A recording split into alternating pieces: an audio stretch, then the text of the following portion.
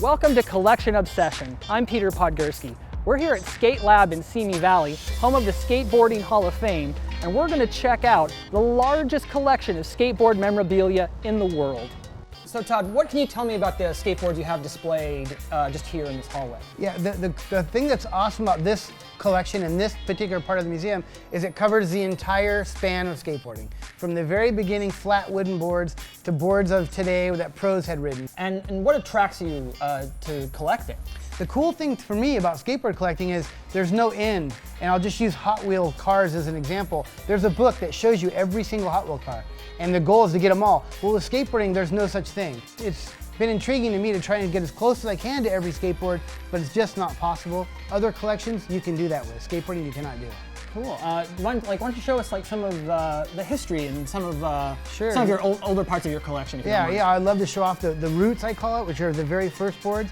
I'll show you some of those in another part of the museum. They're really, really cool. Here's how it started, right here, which is a crate nailed to a piece of wood with a roller skate. It all started with that. And This is a folk art. Somebody made this, got leather straps. Those are the very first ones. And how many of these types of skateboards do you have? We have about 4 or 5 of those. But at some point, this part came off, and it went to this. Oh, this is really cool. Yeah, a roller skate nailed to a piece of wood.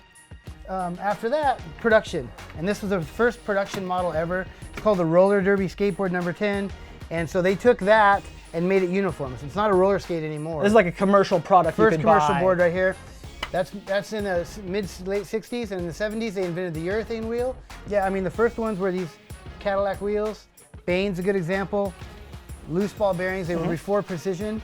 There's a good example, fiberglass board, Chicago trucks. Very cool. This display really shows off some kind of more unique pieces in your collection. Yeah, absolutely. There's a lot of one-of-a-kind items, a lot of new old stock 70s boards, contraptions, downhill cars, personal riders of pros. We have Tony Hawk items, we have some stuff from Harvey Hawks. I like the pro models from the 70s, the Logan Erskis. A lot of those boards that were never used back then are on display up here, and they're very hard to find. Jay Adams board, really cool stuff. Very cool. And so, well, since we're talking about a little bit about like some of the pros of skateboarding, why don't you take me down to your Hall of Fame? Show me Some of the famous faces of skateboarding, I call it. So Todd, here we are. This is the Skateboarding Hall of Fame. Now, what's so interesting about your collection is it moved from just a collection to something kind of bigger.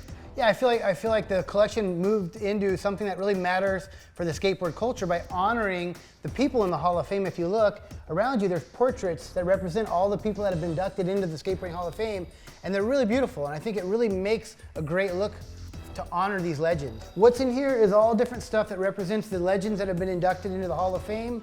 Here's a Neil Blender board. Cara Beth, there's several women in the Hall of Fame. Cara Beth Burnside, the most iconic woman skateboarder that ever lived. She's a great skater.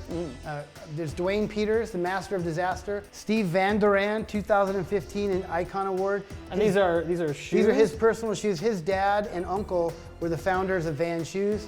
Probably if you found Van Shoes, you get in the Hall of Fame. There you go. Well, his dad did, but he still is the figurehead for Vans today. You still see him around. Steve Caballero, one of the humblest rippers. He's still ripping today. Here's his board from '81. Jim Muir, they called him Red Dog. This is his model. Founder and owner today of Dogtown, probably the most iconic brand in skateboarding. Tony Hawk, probably the most famous name in skateboarding. Here's a picture of Tony as a little guy.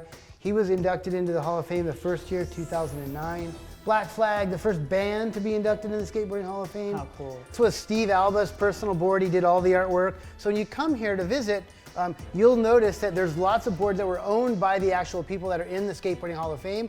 I'm very proud to be able to preserve those artifacts for the world to see. And so you have about 5,000 boards here. What would you say, like, how much is your collection worth? It's been appraised at over $500,000, but wow. Being a guy that only buys and never sells, I don't really think about it too much because I'm just trying to get as much stuff as I can. I don't really plan on ever selling it. I want it to be here forever.